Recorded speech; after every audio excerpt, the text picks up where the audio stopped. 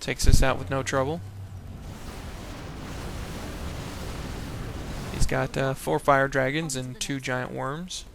He's going to fly them again in the water to avoid being damaged too greatly in this attack. There we go. If he had flown in at another angle on that northernmost base up there, or on that southernmost base, he most likely would have lost, or at least had to have used some spells on his flying units there. Now that he's got the floodgate opened up, he's going to fly these guys to his defenses here, which he's been busy enhancing with Hammer Falls, the Nature Affinity, which basically is like a healing well, and they're all built up. So that's going to be helpful.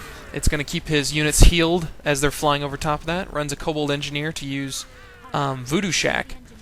He's going to use Voodoo Shack because it gives you vision of this base over here. And to activate the final spawn, you need to destroy this big building. He uses Voodoo Shack for that. And then the main wave comes. He uses Home Soil and activates a regrowth. And there's 5 Twilight Dragons, I believe, 5 or 6, that come in here. He manages to keep all of his units alive and abandon ships. He's also going to end up destroying this entire defense once he gets done with the next wave. I believe there's one more wave that comes, and then he'll annihilate everything. Yep, there's the last wave. Once he finishes this off, he's going to go and destroy that. Now he's building up his defense in the middle a bit more, because he's going to activate the same effect on this side. Except that instead of being able to use Voodoo Shack, he's going to just clear the entire camp down there. He's going to fly the dragons and worms down there. He's going to have a Kobold Engineer follow him along, using crowd control to keep his engineer along. Who's going to get disintegrated by that Wrathgazer. And now you see why he skipped clearing the other camp and just use Voodoo Shack, because there is a lot of units down here, and this base, if you try and bring any land units into this, they're just going to be tore apart. There's plenty of bombards, and there's a Will Sapper, which freezes your units. Your forces are under attack. Several Will Sappers, actually, if I remember correctly.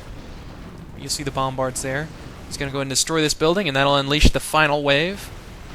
He set up a couple of these towers to increase his damage reduction by 50%.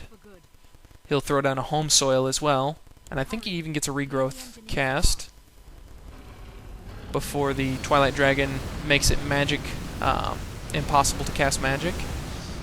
Nope, he didn't quite get it cast. But he keeps most all of his units alive. I think he maybe loses one there to the Wrathgazer, while his middle is being completely eradicated. He flies up and finishes off these Twilight Dragons, and once you've finished off these 2 large waves on either end, that's the end of the game. Thank you very much, Katakleismos, for your wonderful replay. I hope you all have enjoyed watching it. It's been fun to narrate. Take care, and until next time, this has been Monoxen. Goodbye.